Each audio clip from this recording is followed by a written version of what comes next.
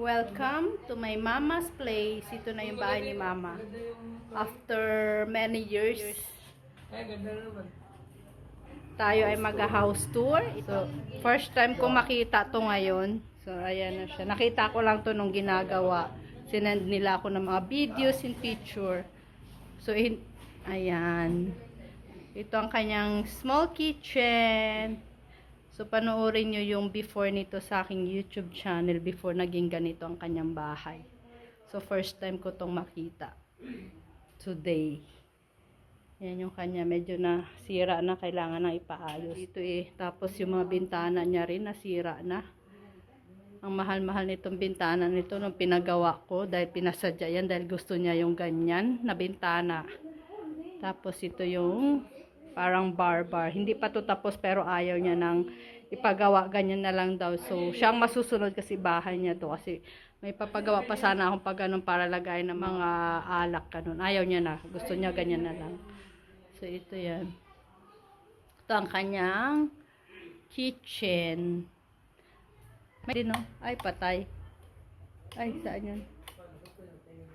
Ayan. Ay, isa na lang ang ilaw. Isa na lang yung nabubuhay na ilaw. Ito ang kanyang kitchen. Tapos ito yung pinagawa kong salamin. Sabi ko, gawa ng malaking salamin dito para malaki siya tingnan. So, hi to my mama's house. At ito ang kanyang, hindi na natin ipakita. Basta ito yung kanyang kwarto. Kasi it's mama's privacy. Ayaw niya nagpapapasok dyan. Pero yan ang kwarto niya. At ito ang kanyang sala. Itong ilaw niya, ano to? Ipakita mo sa akin yung ilaw niya, Bodong. Nag-change yan ilaw niya. O yan, dali. Patayin mo. Ayan. O. Ayan. Ayan, nag-change. Ayan, sakit sa ano? Mainit siya. Yung isa yung light yan lang. Ayan.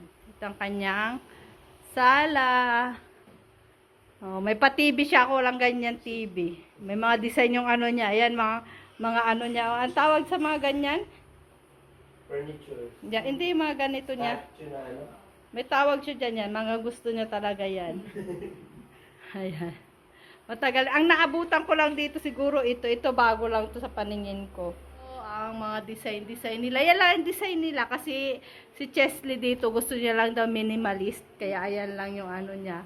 Ang daming agyo. Walang nagtatanggal ng agyo dito. Kailangan tanggalin yung agyo na yan. May hindi nagtatanggal ng agyo. So, ito ang kanyang sala. Tapos ito naman ang kanyang balkon. Parang yung ano na to sira na rin. Bakit parang sira na lahat dito? Ay, hindi siya may sayad siya. Tapos ito ang kanya. Medyo walang ilaw dito. Wala. Meron ba? Ayan, ito naman ang kanyang terrace na gusto niyang ipa-tiles din dito. Terrace niya papatalsas, lalagyan niyan dito ng bakal. Babakalan yan dyan, tsaka dito. Tiles. So, punta naman tayo sa kwarto. Ito kwarto ni Chesley na nasa Taiwan. Ngayon, kwarto na siya ni Apok. Ito ang kanilang kwarto.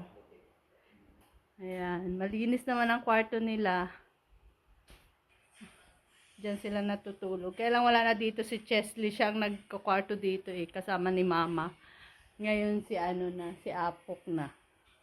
Yan yung aking teddy bear. Regalo yan sa akin ng aking manliligaw. Nandito pa rin pala siya.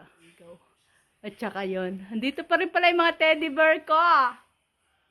Akin na ito yung pink na yun. Hindi ko alam. Basta yun.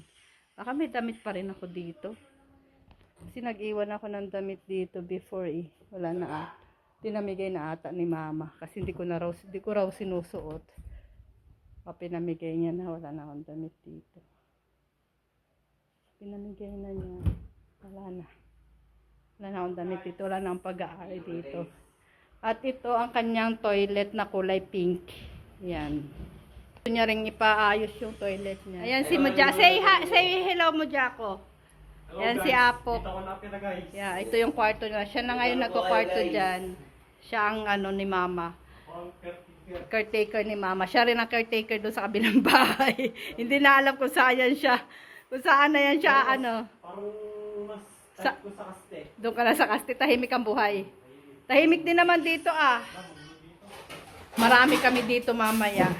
Guguluhin namin ang mundo ni mama dito sa bahay niya. At bukas lahat ng ilaw, in fairness, ayaw niya magagalit siya.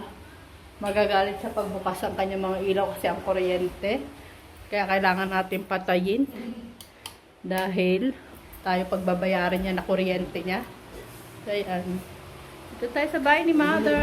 At last, nakita ko na rin yung bahay niya.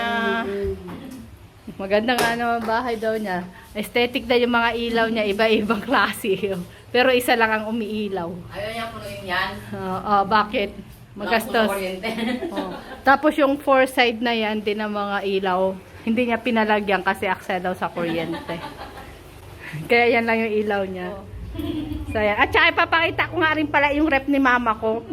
Mayaman ng mama ko kasi yung rep niya pinaglalagyan niya lang ng ano, ng mga tsinela, sapatos, super yaman. Ang rich ng aking mama. Dahil yung rep sa iba, sa kanya nilalagyan lang niya ng mga sapatos. Aesthetic. Sa paka-aesthetic ng kanyang rep. So, yan.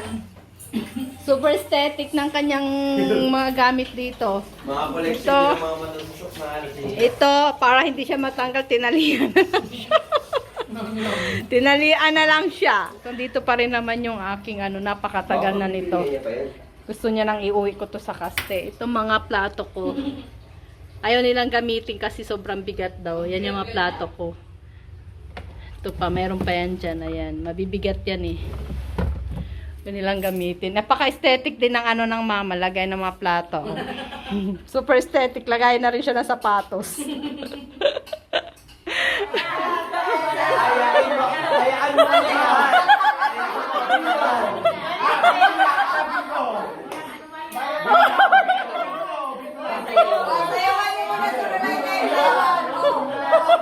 Wala din matira sa... Wala matira sa kanan. Tayaan mo kami, ma! Oh, tayaan mo kami!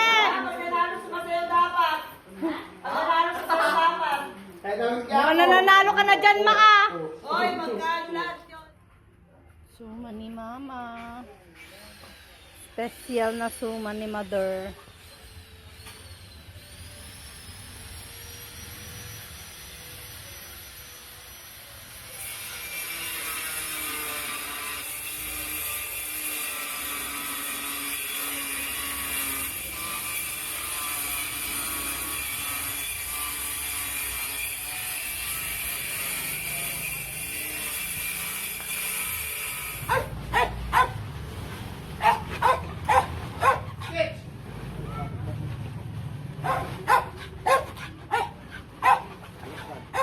Natin yung reaction ni Lola mo. Pabuksan mo yung ilaw dun.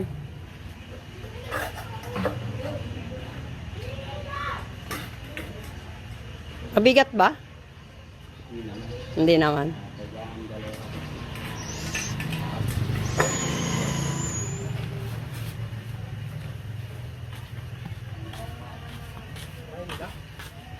Oo, magaan lang naman daw.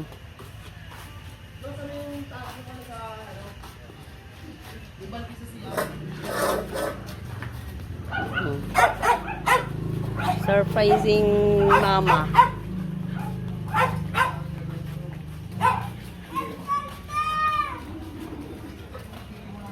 Ate Isa, ito na. Diyan lang sa labas. Ayan naman ko. Happy birthday, ma.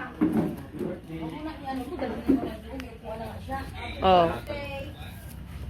Oh, wow. Iharap mo doon po. Iharap nyo. Oh, tara Oh, na. para sa'yo. Punasan niya po. Punasan nyo pa daw. O ito, saan nyo lang ito? Happy mama na mayroon ng ano, tumba-tumba chair si mama. Yeah, Ayan na. Salamat. Maraming salamat. Oh, ayan na, tingnan mo masaya si Lula mo oh. May tumba-tumba chair na siya. 1, 2, 1K, 2, 3, 4, from your Sinong nagbigay? daughter, Isan and Isen. Ah. Oh, RP pate. oh, 4K. Ano masasabi mo? Oh, Dito la, ito ka, oh, tingka, oh. Dito la. Ano sabi mo la? Maraming salamat. Oh, Ano? I love you. Ingat kayo dyan. oh. Mastikada.